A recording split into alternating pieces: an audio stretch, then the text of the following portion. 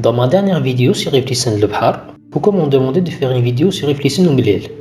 Alors je me suis dit pourquoi pas toute une série sur les tribus et confédérations de Kabylie. Déjà, il faut parler du fait que Iflissen al-Mlil forme une ancienne confédération qui n'est plus d'actualité aujourd'hui, au point que nombre d'habitants du village qui dépendent déjà de cette confédération ne savent même plus aujourd'hui qu'ils faisaient partie des Iflissen al-Mlil. Le territoire des Iflissen al-Mlil correspond aujourd'hui aux communes de Dra' al-Mizan, Tizi Ghannif, Mkira, Et Yahya Moussa, Tedmait et le sud de la commune de Tirmitin dans la wilaya de Tizi Ouzou, ainsi que celle de Timzaret, Nasiriya, Bordj Mnaïl et Shabat al-Amr dans la wilaya de Boumrdas. C'est de ce fait la plus grande confédération de Kabylie, de par sa superficie. Les Iflissen al-Mlil sont plus connus en français sous le nom de Flissa al-Mlil. Ils sont également désignés en kabyle sous l'appellation d'Iflissen al-Nudrar, les Flissas de la montagne. C'est une confédération qui regroupe 14 tribus, à savoir Ibou Azzounen, Ath Yahya Moussa, Irmarasen, Ath Amaran, Ath Bourouba, Ath Mqla', Ath Arif, Ath Bouchnasha, L'Arsh al-Mas, Imkiren, Imzalen, Ilthayen, Ath Shilmoum et enfin Irafan. Je sais, ça fait beaucoup. Ce n'est pas pour rien que c'est la plus grande confédération de Kabylie. Les Iflissen al-Mlil sont certainement les Isaflenses dont parlent les sources romaines. Ils faisaient partie de la confédération des Carthaginiens, qui apparaissent pour la première fois dans les rapports romains en l'an 253 et qui prirent part aux révoltes de Firmus. En l'an 373, Firmus se réfugia chez les Isaflenses, fuyant devant le général romain Théodose.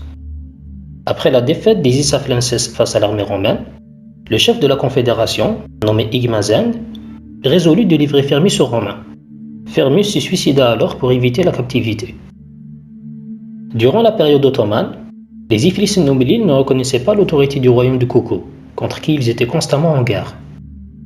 Ne reconnaissant pas non plus l'autorité d'Alger, alors sous vassalité ottomane, les Iflissen al-Mlil, à l'instar des autres tribus kabyles insoumises aux Turcs, furent entourés par une série de forts militaires que les Turcs installèrent à la périphérie des montagnes à partir de 1594, tels que Bordj Hamza Abouira, Bordj Bourni, Bordj Dra' al-Mizan, Bordj Mnaïl, Bordj Sebaou et Bordj Tizi Ouzou, ainsi que par les colonies militaires, dont la plus importante était celle des Amarawa, mais dont on peut également citer les Abids autour de Bourni.